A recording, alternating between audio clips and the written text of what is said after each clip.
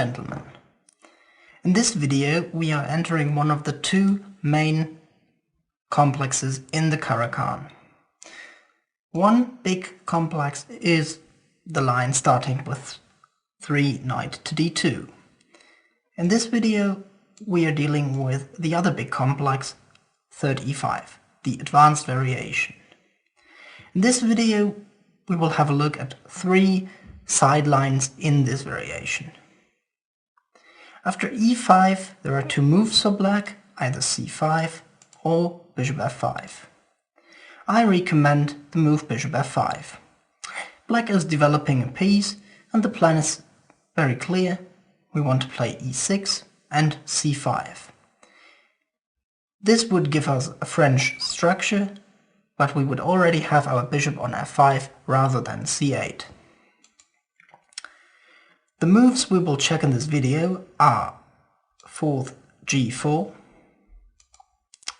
bishop e3 and knight to d2. Let's start with the move g4. After g4 we play bishop e4.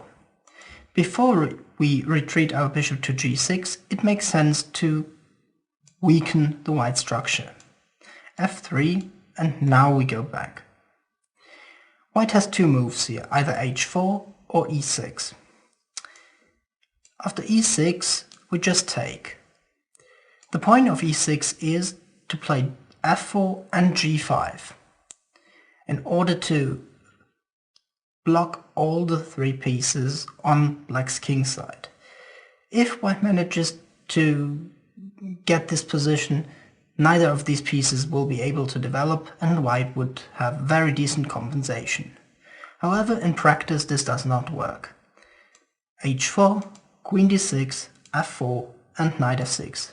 Black is in time to develop his knight and go to e4 if necessary. Black is already to be preferred. If white plays h4, then we play h5. Knight c3, e6, bishop g5 and bishop e7, and it is clear that black has absolutely no problems. The position is very much fine. Let's have a look at the move bishop e3. Bishop e3 makes a lot of sense. The idea is to play knight d2 and knight b3, which is making it pretty hard for black to realize the desired c5 break. After bishop e3 we play e6, knight d2, knight d7, knight gf3, bishop g6, stepping back prophylactically, bishop e2, and now I recommend the move knight to h6. This move looks strange at first because it seems like it's allowing white to double our pawns for seemingly nothing. But we do have the 2 bishop as compensation for the slightly compromised structure. Our plan is to play bishop g7 followed by f6 and open the center. After castle we play f6. White has 2 moves here, c4 or bishop d3. If white plays bishop d3 we just take on e5, takes, takes, takes, and we play rook g8. We want to castle long, we can play on the g file, and we have this very nice center with c6, d5, e6, which is a very stable structure and black has absolutely nothing to complain about. If white plays c4, we get a very sharp position. Bishop g7, c takes d5, e takes d5, e6, knight f8, rook e1, knight takes e6, and now the point of white's play, bishop a6. But this is not dramatic, we play queen d7, bishop takes b7, rook b8, knight b3, and now obviously not rook takes b7 because after knight c5 we are in deep trouble. Instead we just castle, and after bishop a6 black plays rook e8, and I have coloredly marked 3 possible plans for black. One plan is to go h5 and develop the bishop g7 via h6.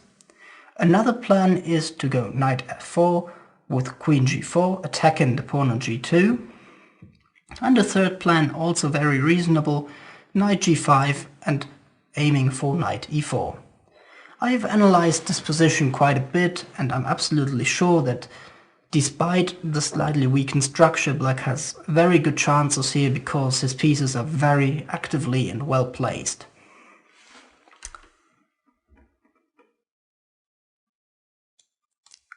The other option for white, instead of bishop takes h6, is to castle. Black plays bishop e7, bishop takes h6, g takes h. The difference is that now our bishop is already on e7 and not on g7. White is arguing that the bishop would be better placed on g7 as it supports the f6 break and protects the h6 pawn. However, even with the bishop on e7, black's position is very good. Knight b3, castle. Queen c7 is a worthy alternative, but castle is my main recommendation. Queen d2, hitting the h6 pawn, and we simply play h5. c3, c5, queen h6, and now we close the center, c4. The knight must go back, and now that the center is closed, we open it up with f6. And black is creating a lot of counterplay. We have 2 bishops, we happily open up the position, and white has nothing on the king's side. Black is just fine.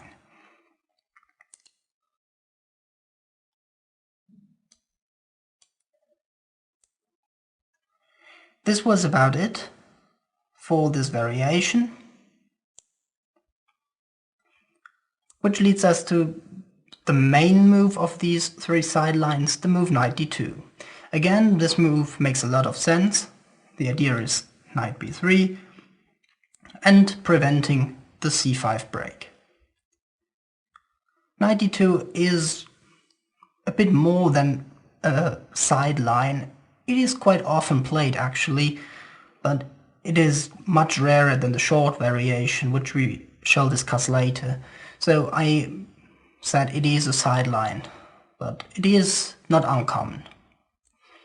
e6, knight b3, knight d7, knight f3, and c5. I think that c5 is the most straightforward way to play in this position, and it should equalize the easiest.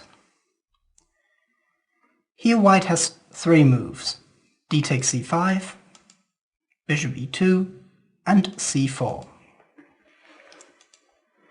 After bishop e2, we play c4 ourselves.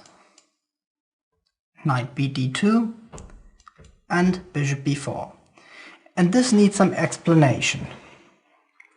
In this position, black has a typical problem. Both the knight g8 and the bishop f8 would be nicely placed on e7. It is on black to prove that he only has less space and no space disadvantage.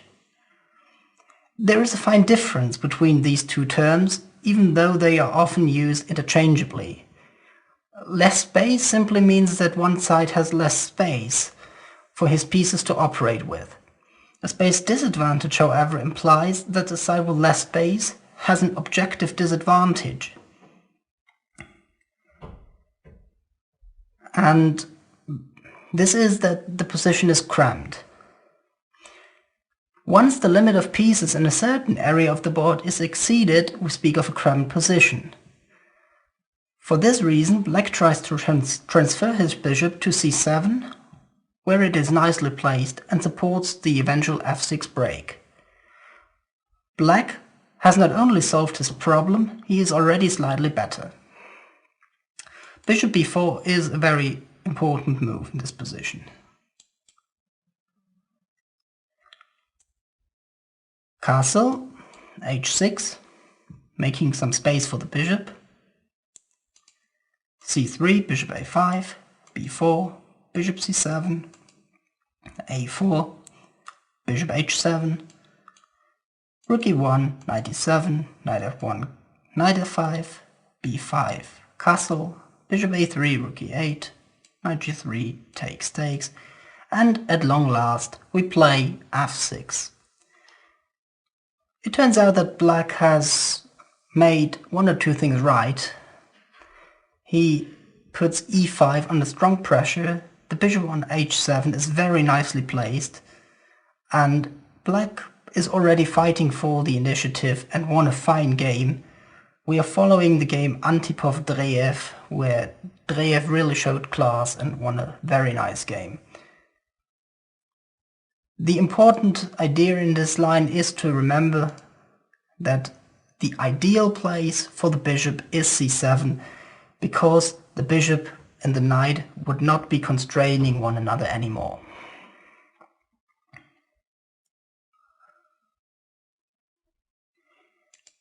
Another move is c4.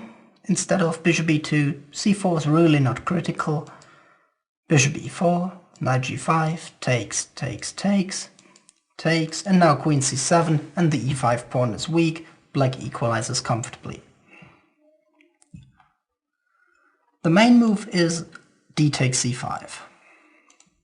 Bishop takes. It is true that the bishop on f8 is our good bishop, but it makes sense to trade it, because after knight takes c5, black would be quite a bit behind in development, and this is potentially a bit risky. Bishop takes c5 is equalizing very smoothly, because black will follow up with knight e7, castle, and has absolutely no problem.